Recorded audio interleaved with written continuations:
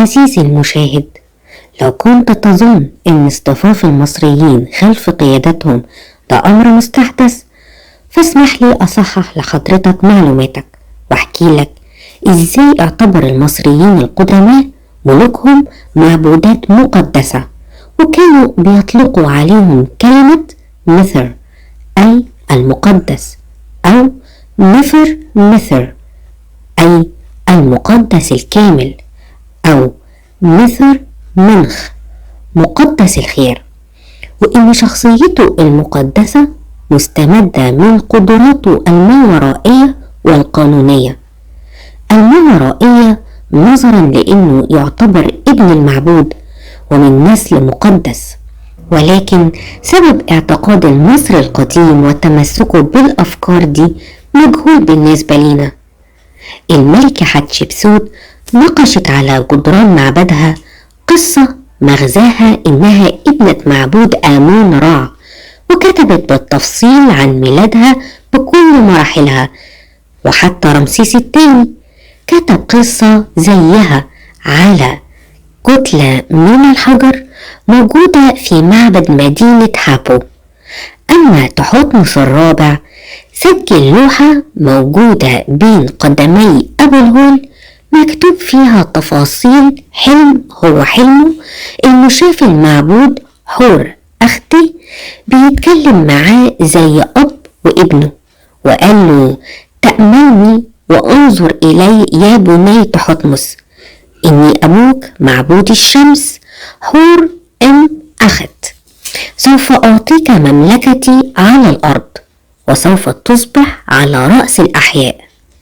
وبكده أصبح للملوك صفة التقديس، وهم الوسيطين الوحيدين بين الناس والمعبود، هو الكاهن الأكبر لكل معبودات مصر القديمة.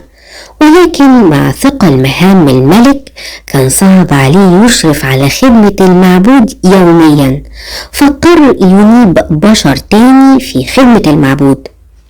في بعض صيغ القرابين الرسمية كان بيكتب اسم الملك مجرد بجانب اسم المعبود، وبتكون الصيغة دي بالشكل الآتي: قربان يقدمه الملك للمعبود لكي يعطي قربان من الخبز والجوى إلى فلان.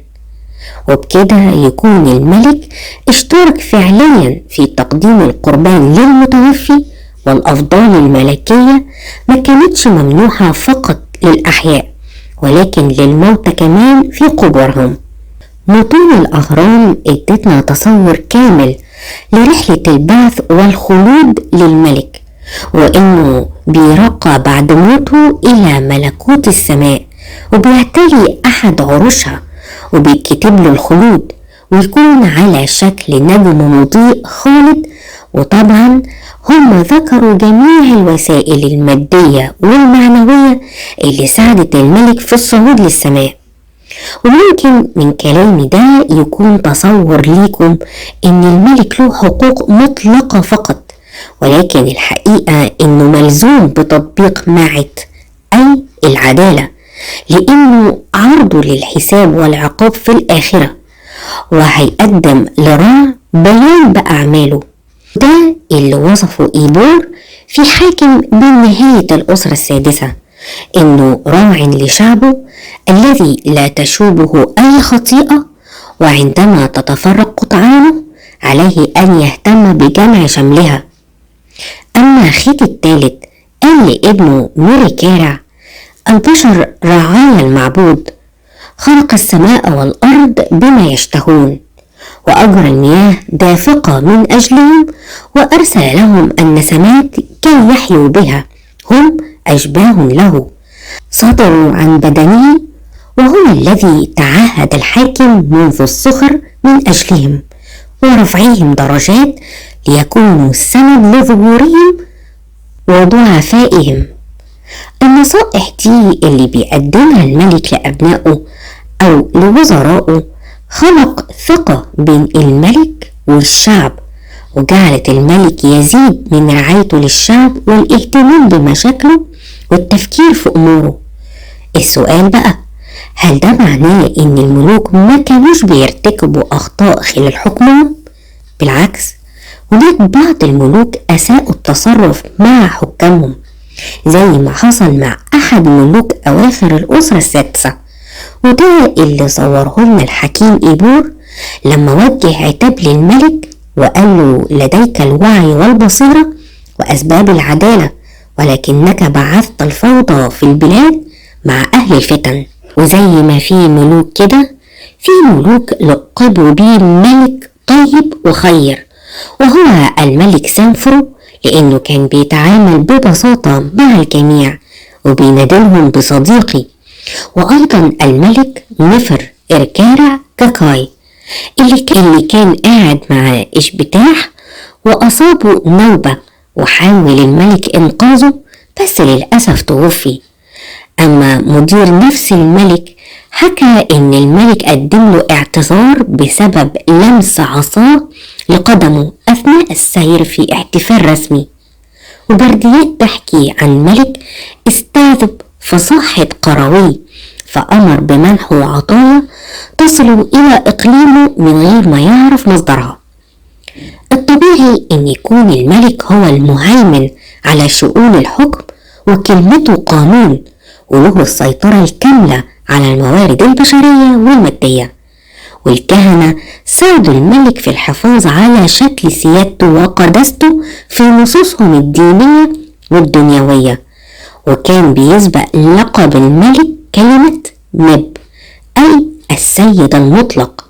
والملوك استغلوا السيطرة السياسية والاقتصادية والإدارية والسيادة الدينية والقداسة الروحية في تكليف القادرين على العمل من الشعب على القيام بمشروعات ومنشآت الملك، ومهما كانت صعوبة المشروع يقام على أمل الشفاعة والرضا وحسن الجزاء من الملوك. الفكرة على قد بساطتها على قد ذكائها. عوامل الإجبار والقسوة والسخرة ما تخليش الناس يقوموا بالعمل بالتفاني ده، ولكن تقديس الملوك وسيطرتهم الإدارية تحقق المطلوب. وأظن إن خير مثال على كده الأهرامات اللي بهرت العالم لحد دلوقتي، تحفة فنية أنشأت من آلاف السنين مع افتقار المعدات اللازمة، ولكن نفذت بالشكل اللي يخليه صامت إلى يومنا هذا. وعلى فكرة، حرص بعض أفراد الطبقة الكادحة في ذلك الوقت إنهم يدفنوا حول هرم خوفو حتى بعد 4 قرون على وفاته، وده يؤكد بقاء ذكراه الطيبة وتبركهم بيه. أميني سمب من الأسرة 18 كتب نص عن إشرافه على ترميم معبد أوزير في أبيدوس، طبعا في رضا المعبود والملك، وقال: هكذا حققت أملي ورضا المعبود أوزير عني وأثنى الملك علي. على مر تاريخ مصر العظيم كل حاكم خلد اسمه بطريقة مختلفة، منهم اللي اتجه إلى بناء الأهرامات الضخمة في منطقة الجيزة وسقارة ودهشور وأبو سير والفيوم، ومنهم اللي بنى المعابد زي الكرنك والأقصم ورمسيوم ومدينة هابو، ومنهم اللي نحت المعبد في الصخر زي بلاد النوبة معبد أبو سمبل، والمقابر المنحوتة في الصخر زي المقابر الملكية في البر الغربي في طيبة.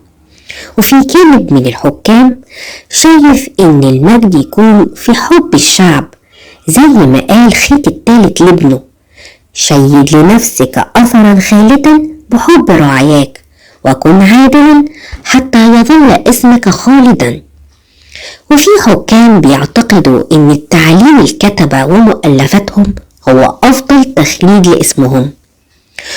ويمكن لاحظتوا إني ضميت جميع المجالات إلا القضاء، وده لأن الملك لابد أن يكون على الحياد التام من أحكام القضاء اللي بتكون لها قوة التشريع، وإن الملك بيطلب من القضاة عدم إطاعة أوامره لو كانت ظالمة أو تخرق التشريعات. واللي بيدعم الكلام ده قسم اليمين اللي بيقوم به القاضي عند تعيينه، وهو عدم إطاعة الملك إذا أمر بإتيان أي معصية أو ظلم.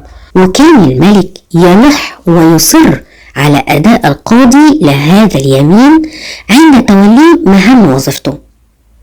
المصري بفطنته وذكائه كان واعي إن العدالة هو أساس حماية واستقرار المجتمع، ومع التزام القضاة بالمبدأ ده نجح النظام القانوني في الاستمرار على مدار 40 قرن وأكتر.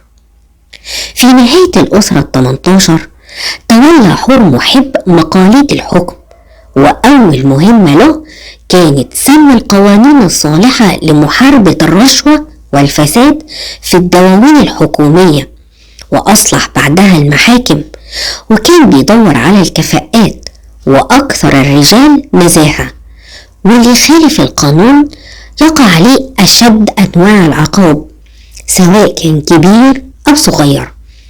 وفي الأسرة ال24 تم إصلاح وتعديل القانون، وبقى له طابع مدني أكتر من الطابع الديني، وفضل الاعتقاد في أذهان المصريين ثابت على حاجتين: الأول إن الدولة موجودة لتحقيق معت أي العدالة، وثانيا إن معت يجب أن تتحقق ليصبح العالم قابل للسكن. ونظرا لأهمية العدالة زي ما عرفنا، فكان ضروري على الملك إنه يضمن إعاشة جيدة للقضاة، وبيحدد مخصص كبير لرئيس المحكمة.